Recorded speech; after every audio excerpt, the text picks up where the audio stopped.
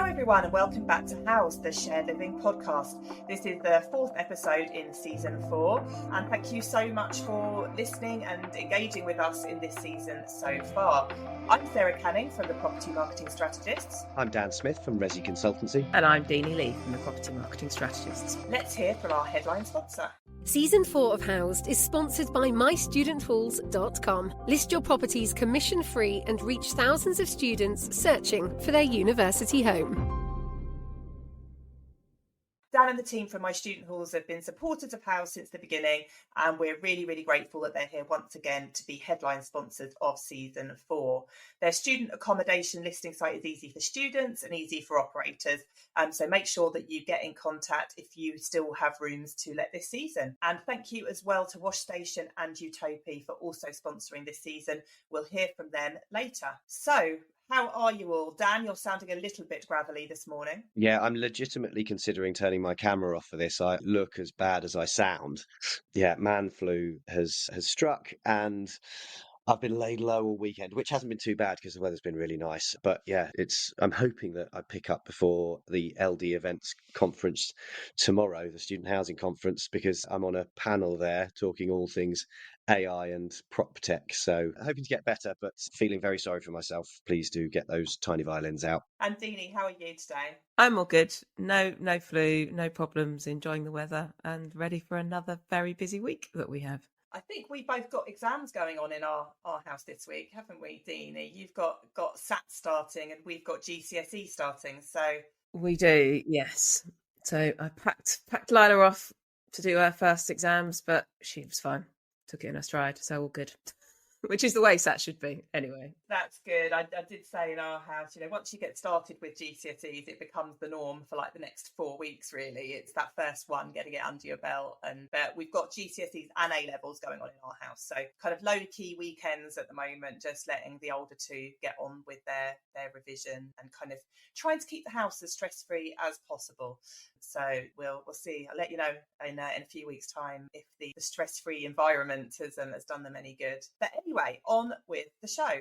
What we wanted to talk about today is the Property Marketing Strategist, Deenie and I, we run a youth forum. We've been running it for a few years now, and what that involves is surveying a database of young people about really key topical issues. Quite a short survey, so it's quite a snap kind of result on what they think about certain things. And then we do some focus groups with them to really delve into it. So this month's one has all been about sustainability. And is it a key factor in decision making for students? There is a report and there are sound bites that you can download. And we did a webinar last week as well with our partners, Student Crowd and Utopia.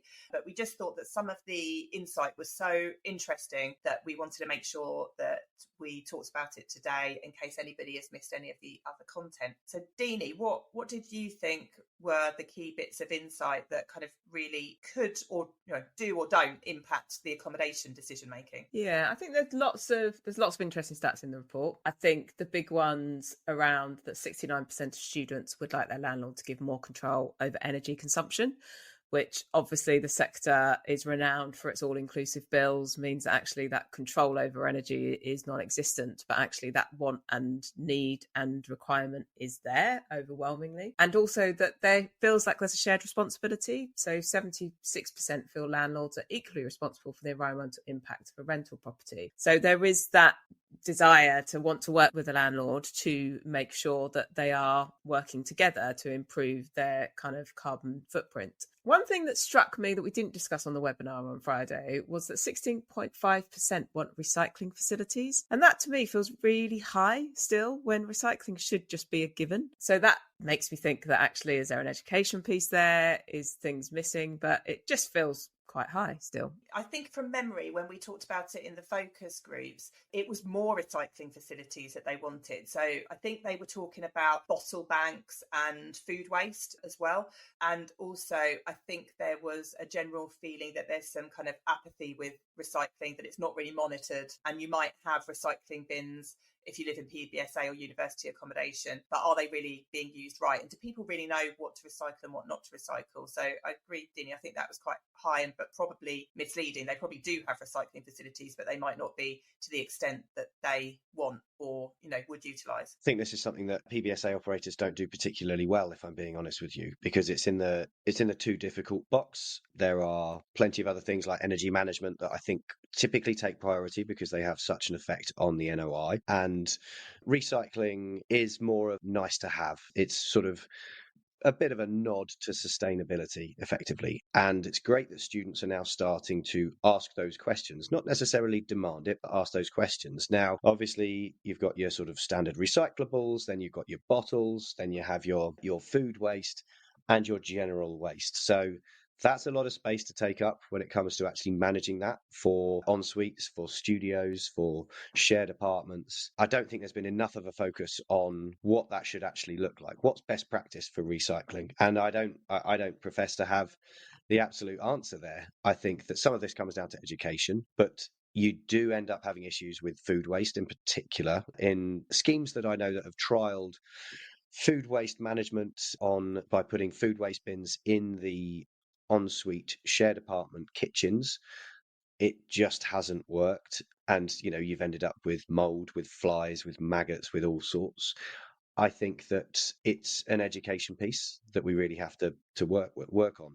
And the ideal is that you have a collection partner for your bins, whether that's the local council or whether that's private. And I'm seeing increasingly more PBSA operators go private, even though the local council should be part paying for, or at least providing that service, where it's all done after the fact. So you can separate a couple of bits and have two separate bins, one for recycling and one for general waste and food waste, and then everything can get separated a little bit later on. That does increase the amount of recycling that can be done, but again, it's an extra cost, and I don't think that people are really looking for that at the moment. So would love to hear from anyone who's got any grand recycling ideas or any really good pilots or any really good companies out there that are pioneering that in particular. So I think it's time to do a bit of best practice sharing so that we can actually chart the best way forward for it, personally. I think, Dan, what you just said about studios was bang on. Like, the bins are too big, so quite often you see the same size recycling bins in a shared flat as you do in a studio. And if you're looking at a studio that's maybe only like 18 square meters, you chuck in, two big recycling bins, and it's kind of overwhelming. So I agree, it needs a little bit of a rethink. I was just going to say that what Dan was saying around kind of the recycling, I think connects slightly with the piece around that people do want to live with like-minded people when it comes to environment. What we saw was an increase on when we did this survey a couple of years ago, that now I think it was 79% said living with people who practice environmentally friendly habits was important to them, which has grown from 59%. So that's quite a big growth. And I think it comes down to, because I totally understand that if you've got people in the flat that don't want to put their food waste in the right bin and people that do, that becomes a nightmare for operators. So I think there possibly is something around actually giving ownership of saying, actually, if you as a group of people want to do this, then you can do it and this is the means, but not make it mandatory, because I think that's when you get things difficult. You don't want to be cancelled out. So you don't want to have a student who's really protective over the environment and their impact on it be put in the same kind of position as someone who just doesn't care. And I'm not going to generalize or stereotype and say it's international students that don't care and domestic students that do. I think it's much more of a shared picture. Do you have any data on that as to whether it's domestic students or international students that really care about their impact? What was the Youth Forum saying? We do have that data from previous research that we did with international students. We didn't put it in this one because I think the nuance wasn't that different, to be honest, but we'll pull it out and make sure that we cover that on LinkedIn or next week. I think the elephant in the room, let's cut to it, is bills, all-inclusive bills. And that came out in so many different responses in the survey. Is the students that we surveyed, they want transparency, they want more knowledge, they want more control over it. If they live in all-inclusive bills, because not everybody that we surveyed does, they said that they're maximising it, basically. I think Deenie worded it perfectly on the webinar, is that they don't see it as free, they see it as included. And if they're paying for it, they're going to use it. A bit like, as I'm sure many of us have on an all-inclusive holiday. If you feel like it's included, you're going to maximize it, and that's what people are doing. So the only way to change kind of accountability and transparency with energy usage is to stop all-inclusive bills. Now, interestingly, Ben from Utopia is working with a developer at the moment who have put individual meters in all of their flats. They may not use them, they may not connect them, but they're future-proofing. And also what this does, as we discussed on the webinar, is it makes it suitable to be a BTR residence in the future, because most BTR is not bills included. So by preempting the potentially having to shift, that's future-proofing the building. Dan, you're desperate to chip in here. That's really interesting. I wonder if that's in Leeds or Nottingham, to be honest. But I think that's super important, because as we get through to 2030 and that demographic dip starts to kick in again, and there's less 18-year-olds eligible to go to university in the UK in terms of our domestic numbers, we are going to have to think about what that demand profile looks like. And there are already PBSA operators and PBSA properties out there that are trying to change their use from PBSA and student to being BTR or co-living. And so I think that's a really good way to potentially future-proof. Now, of course, if you're building now, you don't really want to have to be thinking about that. But I do think that PBSA properties do need to be defensive, and you need to think about what that use case could be in terms of potentially switching it a bit later down the line. So I really like that. I think that it's the all-inclusive bills is fascinating, and I mean that in the sense of, yeah, how do you put students on the hook for it? For actual energy management and behaviour change? And I think Utopia have always been at the forefront of this with their sort of resident-facing app and the sort of behaviour change element to Utopia.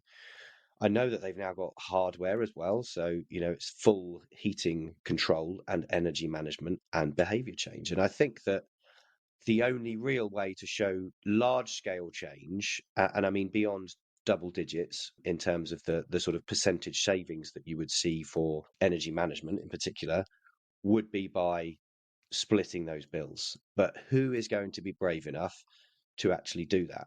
And I don't know that anyone in PBSA would be able to do that on a large scale yet. I think there are some, I've heard anecdotally that there are some people that have trialed it or are currently piloting it. Quite how popular that would be, I don't know.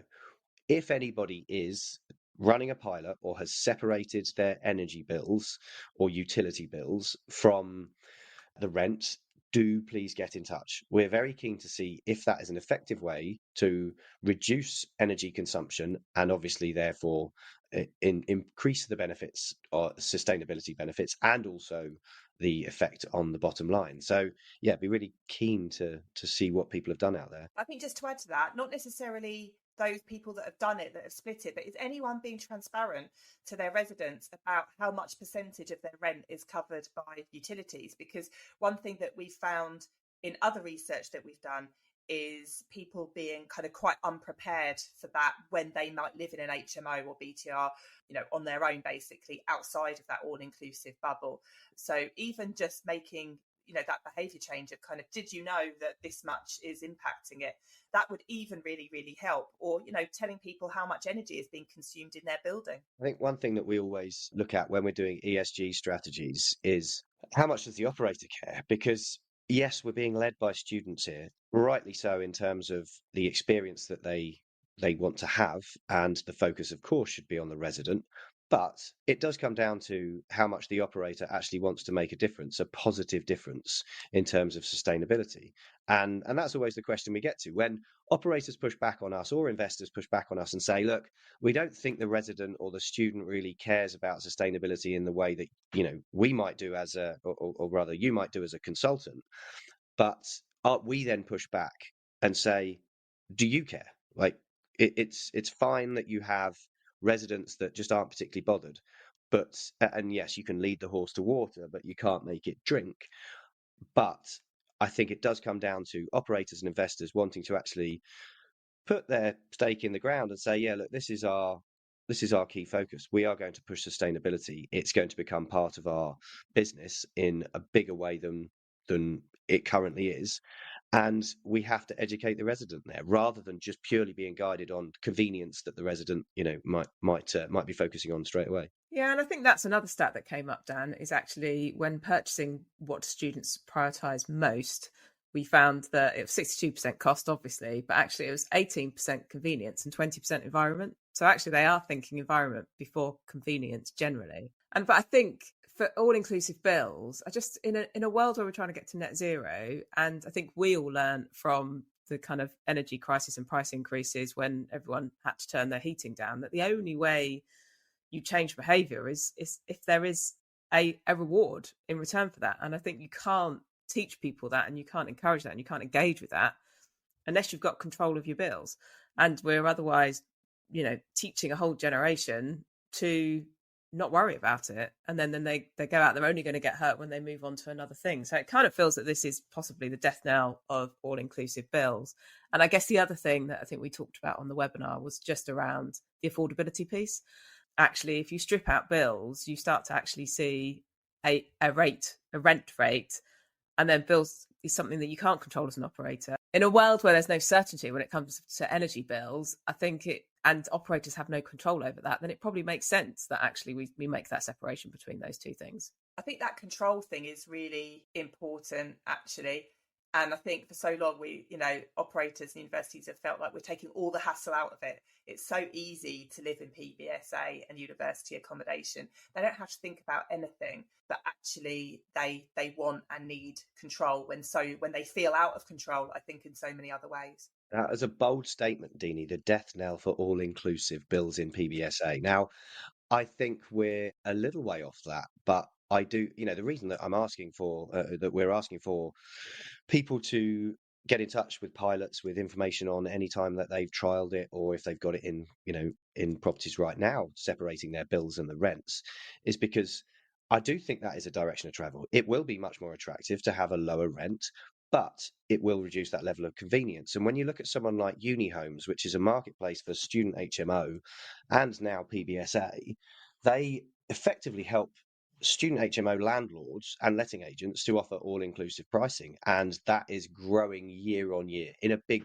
way. And I think that is something that we still need to be focusing on with PBSA, that is a convenience, that students love the fact that it's all-inclusive, they don't have to worry about it. But maybe that's just going to be reserved for the middle to upper, or the premium or the super premium PBSA. Maybe a way to make it more affordable is to strip out the energy consumption or the utilities or whatever it might be. Leave broadband in there. Let's be really clear about that. Everybody needs their broadband.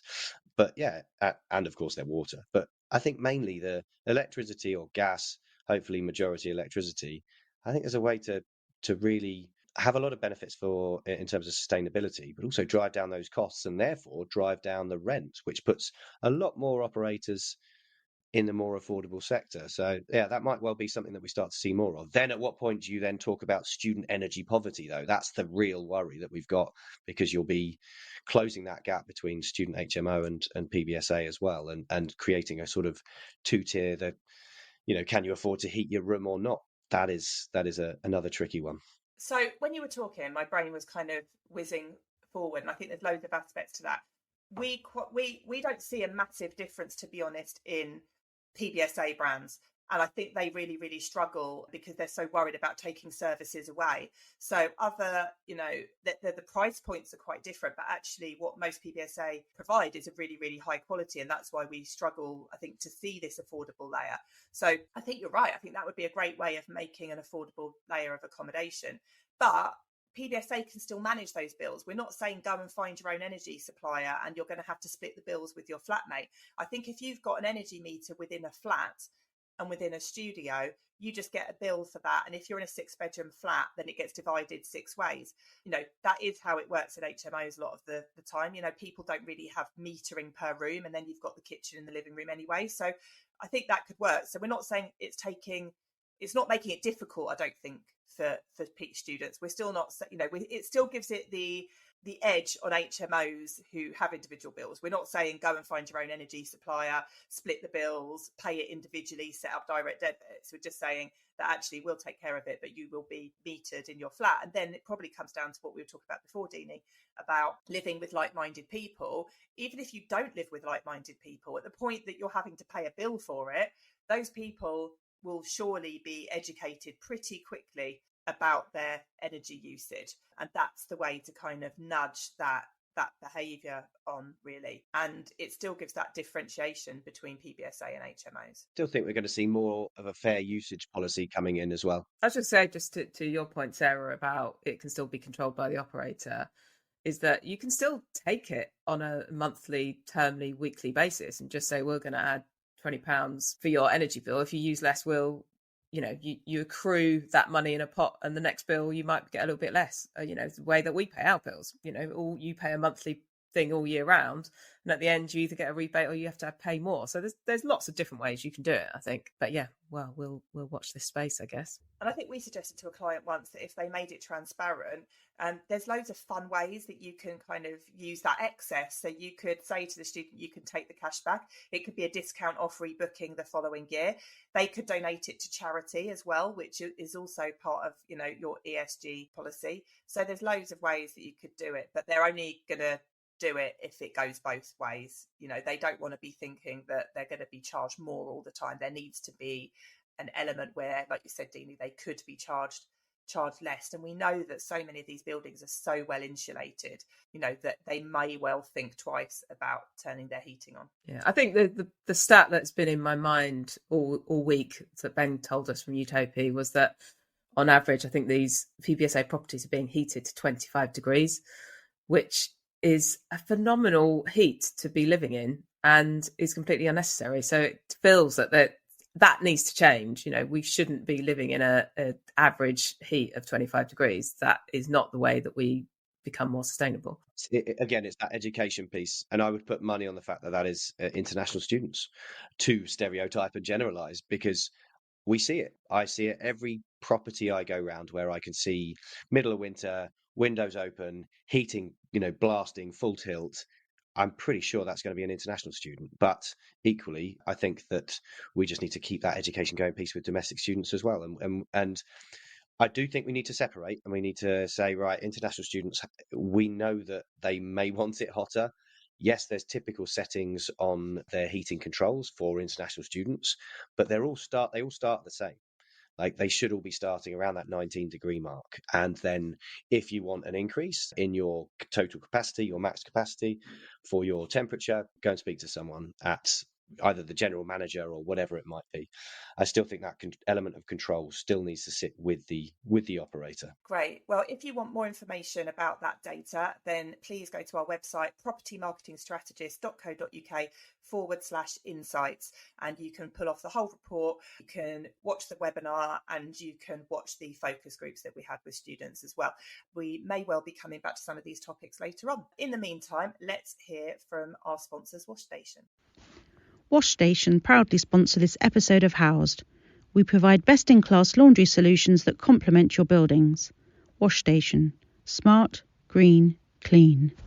Thank you very much from the team at Wash Station. So another thing I got up to this week is I went to the RESI Awards. I very, very kindly got invited by Ping Technology Solutions, who were sponsoring part of the event. And I do love the Property Week events. They're very glitzy and glamorous.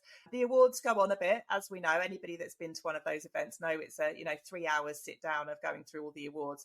And I'm pretty sure the RESI Awards has even more categories than the Student Accommodation Awards, which is saying some. And interestingly, they have to split some of their categories down into developments of certain sizes because the number of entries that they got for each award was so huge. So like the developer of the year was split into different sizes, etc. So that added a few on. But yeah, big congratulations to Scape, who were the big winners of the night. I think they were absolutely delighted to to win Student Accommodation Operator of the Year. But the one that really surprised them was the award that they got for their Leeds property from a design and development point of view. And I know that we're going to try and get there when we're in Leeds next week for UK Reef as well. But it was really nice, I think, that a Student Accommodation Operator got that particular award as well. And I think there's two things about these awards. Is one, it's hard work entering them. People that enter these awards and do successful put a lot of effort and time and resource into it. So it's not a quick kind of fill in a form and everybody gets shortlisted. That's not the case. And having been a judge for the Property Week Awards before, it's really, really hard work judging as well. There's no nepotism going on here. And I know that's always been a suspicion, but that isn't the case. So it's well worth entering if you're going to put the time and effort into it. But yeah, it was great seeing so many people from the sector there as well. I've spoken to the guys at Scape and yeah, they were, because they've run it 2 years on the trot now. And typically I think Scape kind of keep their heads relatively low. They just get on doing what they do, which is effectively developing, building, running really strong, really good PBSA properties in particular. And I know they're now in co-living as well. Looking down the list of people that won that are relevant to student, of course, and BTR. And I suppose BTR is, of course, relevant to students, given how many students live there. Moda, obviously, they won BTR Developer of the Year. Scape, of course, Student Accommodation Operator of the Year, which is great.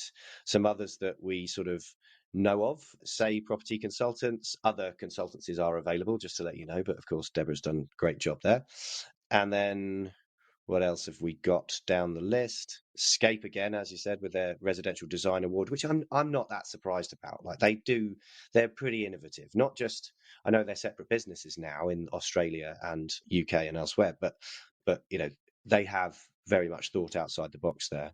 And then Londonist, the Agency of the Year. I think most PBSA properties will know Londonist, who are able to sort of separate and shorten the term sessions and tenancy lengths for certain PBSA operators. They are a client of mine, so that is partly why I'm going down the list here. But well done to everyone. I think that's, I'd certainly like to be at those awards at some point next year, giving Deborah a run for her money in some way, shape or form, maybe. Bless her, she was really, really surprised. She didn't even take the team with, so she was all on her own getting that award. But it's what we She really shouldn't like be surprised. No, I know, but what we really like to see is some of those smaller consultancies and smaller agencies winning.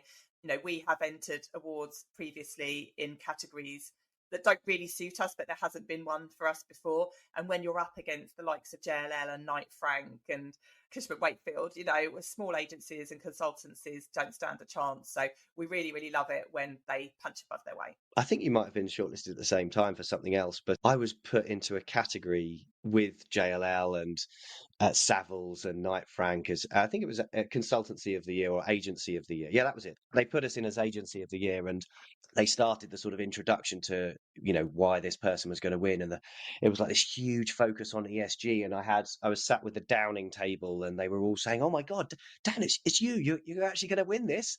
I'm like, there's absolutely no way. And then they carried on talking, saying like they've worked with these people and this, that and the other, started to get up to accept my award. And they were like, "It's JLL, congratulations." And so I very quickly sat back down again, but still, anyway, congratulations. Definitely, I know and well done. Deenie has a very love-hate relationship with awards. Every year you're like, we're not doing it again. But the Property Week Student Accommodation Conference, they have just launched a new category this year for Consultancy of the Year. So we don't have to enter Agency of the Year, which should hopefully separate out the agencies and the consultancies. So I think I may have persuaded Deenie to go for it again one more try. Could you possibly write my... Yeah, if you pay us. Yes, no, we are going to go for it again. So, and it is much more suited to us. So it is, yes, we'll go for it. See how we go on. Exactly. I know that we've been campaigning for that for quite some time. It just didn't seem relevant. And there are so many brilliant suppliers, consultancies, and, small and large, that really want a bit of a shout out. They might be specific marketing consultancies or FM suppliers or whatever it might be, but there's always such a focus on Deal of the Year or Operator of the Year. And yes, they're the big ones. Totally get that. But I do think that there's such a huge sector now, and there are so many parts to it that breaking that out just makes a massive difference. Also, I think you've got a lot more chance of filling the venue, because I think a lot of these agencies are quite happy to purchase a table. So, yeah, well worth expanding your awards entries and including at least consultancy of the year, but maybe supplier of the year as well. I can imagine there's quite a few that would like to go for that too. Absolutely. And now we're going to hear from Utopia. This episode is brought to you by Utopia, the smart building platform that helps real estate owners protect the value of their assets. From ESG compliance to energy efficiency and resident engagement, Utopia turns real-time data into action, making buildings better for people, planet and profit. If you're in asset management or operations and care about performance, Utopia is your essential partner. Find out more at utopia.co.uk. That's utopi.co.uk. And finally, we've got a very, very special discussion with Gillian Mclees. She is a living asset specialist across PBSA, BTR, MMR and social housing. But the reason that we're talking to her today is for a very topical reason, is the Housing Bill Scotland. We are conscious that there are different rules and regulations in Scotland and in Ireland, and we want to make sure that we talk about all of the regions. And the Housing Bill in Scotland could be very, very significant. So we have a very, very special interview with her. I'm going to pass over to Dan to do that as well. And thank you so much, Gillian, for taking time out your very, very busy day to talk to us. I'm joined here with Gillian Mclees, who is a PBSA expert and part of the National PBSA Task Force in Scotland, which sounds very glamorous. But Gillian, can you give us a bit more information on exactly what it is that the task force does and your role there? I can. Thank you very much for having me on, Dan. So very recently there were some changes with regards to PBSA and which portfolio it's at within the Scottish Government, whether it was within education or within housing. And it moved into the housing portfolio just at some point last year. And there was a live consultation ongoing at the time with regards to the future proofing of our sector. How could we keep everyone happy, keep the students in good, affordable and sustainable homes, but still provide all of the aspirations that we need to do with regards to net zero, well-being, health, and keep the sector future-proof it really. And they created this task force to help that, to get all of the main stakeholders in the room, round a table, discussing issues and non-issues. And because of the work that I had done with the Scottish Government with regards to build to rent and that task force, and then when I had moved back into PBSA, they had said, listen, can you come back and do it then? And that happened at the end, halfway through last year. And we've had a number of meetings since then, but we're still very much ongoing in our learnings, and nothing much had changed. It was more about a learning about each other and what we were trying to achieve. Because as you can imagine, the National Union of Students were on that room and round that table. There was lots of different opinions on what we needed to do. But it was well imagined. And I think that's one of the great things that has happened in Scotland ultimately, that I'm desperate for us to have in England and across Wales and ultimately across the whole of the UK, to really have that joined up thinking where the students are represented, and also then the PBSA sector and the university sector are represented too. It's so important that we all get around the table to think about a national strategy for student housing in particular. And in terms of more recently, we're starting to see a bit of a focus on Glasgow as a market, and the need for PBSA there and what that looks like, and the supply demand ratios that seem to be more and more controversial every month, to be honest. But what I want to talk about is the rent caps that are potentially being brought in. Now, I don't want to be too alarmist with that and be too sensationalist, but it has just piqued our interest over at Housed. And so I just wondered if you could give us a bit of an update as to where that's up to and what the potential fallout might be. Yes, so we were thrown a bit of a curveball last week.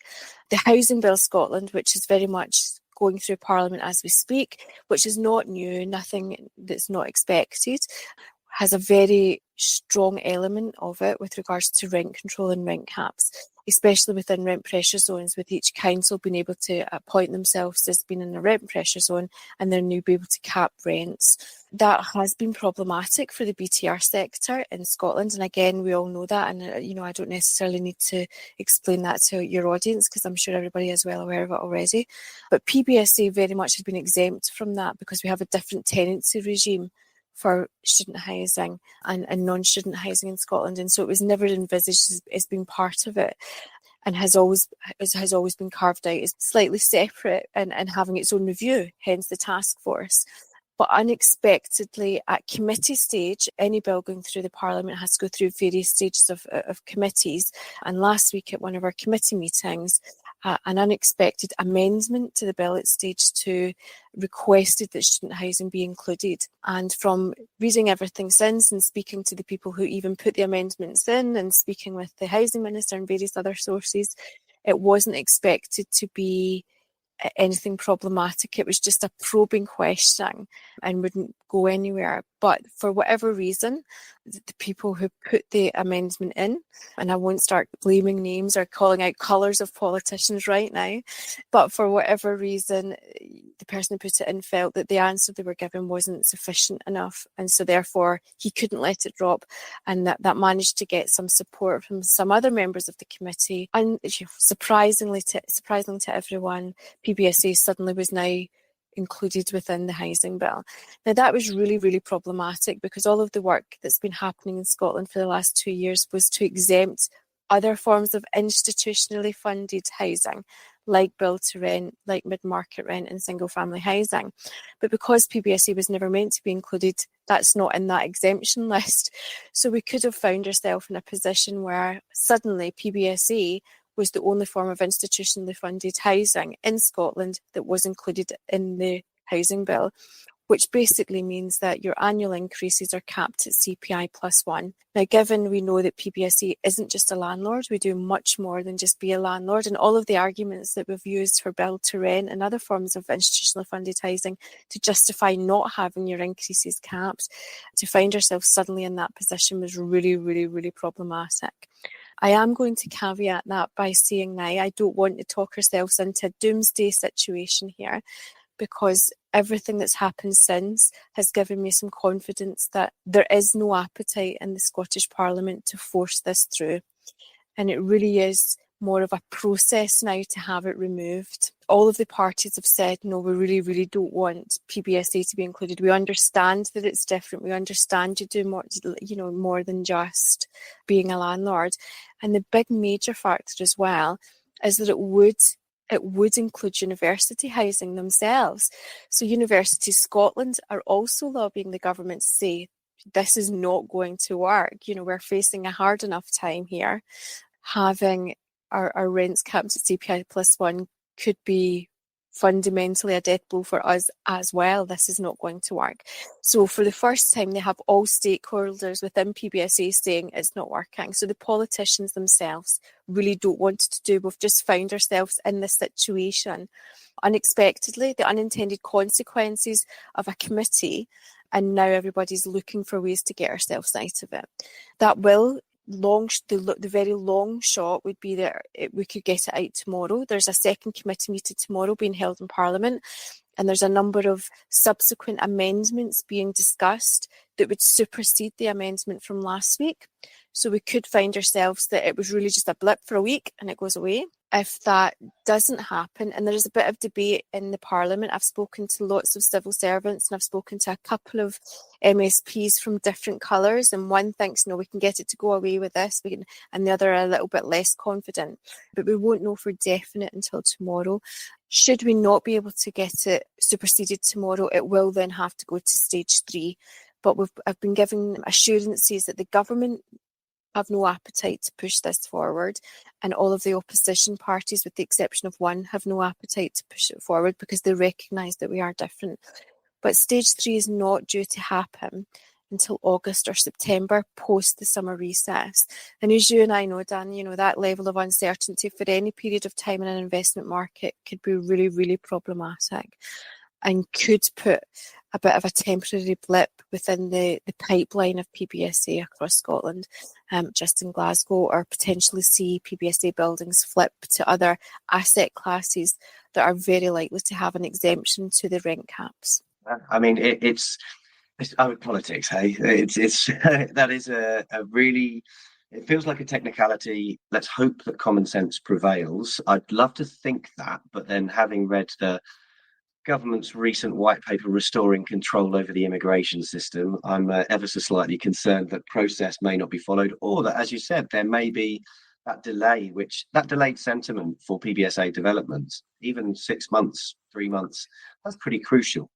We need every bed that we can get coming out the ground at the moment. So but it's great that you're involved. It's great that there is a task force in the first place to really stand up for PBSA, because like I said, in England and Wales, we are completely lacking that. And that is what needs to change. So I do hope that there will be some movement there at some point. It's bigger than any one party. I think that's the key thing, whether political or whether an operator, investor, developer. I think the more transparency and openness that we can see in terms of that data, the more likely we are to get the resolutions that we want and also the policies that we want. Because firstly, no one wants rent caps. We've all seen that doesn't work in BTR. We know that wouldn't work in PBSA anywhere. Just look at Dublin. Just look at what's happened in BTR in Scotland. So, ultimately, the more that we can talk and share all of that information, the better. So, I just ask people to reach out to you, and also feel free to reach out to us at Housed if you do have any data that may help the case, and may well be with the Association of Rental Living.